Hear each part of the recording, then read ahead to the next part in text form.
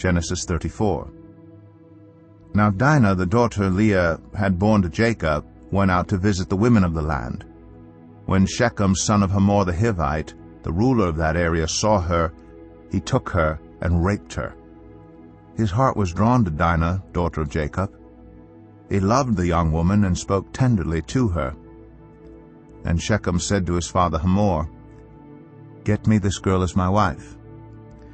When Jacob heard that his daughter Dinah had been defiled, his sons were in the fields with his livestock, so he did nothing about it until they came home. Then Shechem's father Hamor went out to talk with Jacob. Meanwhile, Jacob's sons had come in from the fields as soon as they heard what had happened. They were shocked and furious because Shechem had done an outrageous thing in Israel by sleeping with Jacob's daughter, a thing that should not be done. But Hamor said to them, "My son Shechem has his heart set on your daughter. Please give her to him as his wife. Intermarry with us, give us your daughters, and take our daughters for yourselves. You can settle among us, the land is open to you, live in it, trade in it, and acquire property in it." Then Shechem said to Dinah's father and brothers, "Let me find favor in your eyes, and I will give you whatever you ask. Make the price for the bride and the gift I am to bring as great as you like, and I'll pay whatever you ask me. Only give me the young woman as my wife." Because their sister Dinah had been defiled, Jacob's sons replied deceitfully as they spoke to Shechem and his father Hamor.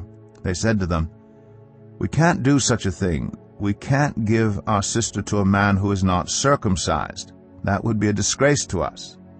We will enter into an agreement with you on one condition only, that you become like us by circumcising all your males. Then we will give you our daughters and take your daughters for ourselves. We'll settle among you and become one people with you. But if you will not agree to be circumcised, we'll take our sister and go." Their proposal seemed good to Hamor and his son Shechem. The young man, who was the most honored of all his father's family, lost no time in doing what they said, because he was delighted with Jacob's daughter. So Hamor and his son Shechem went to the gate of their city to speak to the men of their city. "These men are friendly toward us," they said. "Let them live in our land and trade in it. The land has plenty of room for them. We can marry their daughters, and they can marry ours. But the men will agree to live with us as one people only on the condition that our males be circumcised as they themselves are. Won't their livestock, their property, and all their other animals become ours? So let us agree to their terms, and they will settle among us." All the men who went out of the city gate agreed with Hamor and his son Shechem, and every male in the city was circumcised. 3 days later, while all of them were still in pain, 2 of Jacob's sons, Simeon and Levi, Dinah's brothers, took their swords and attacked the unsuspecting city, killing every male. They put Hamor and his son Shechem to the sword and took Dinah from Shechem's house and left.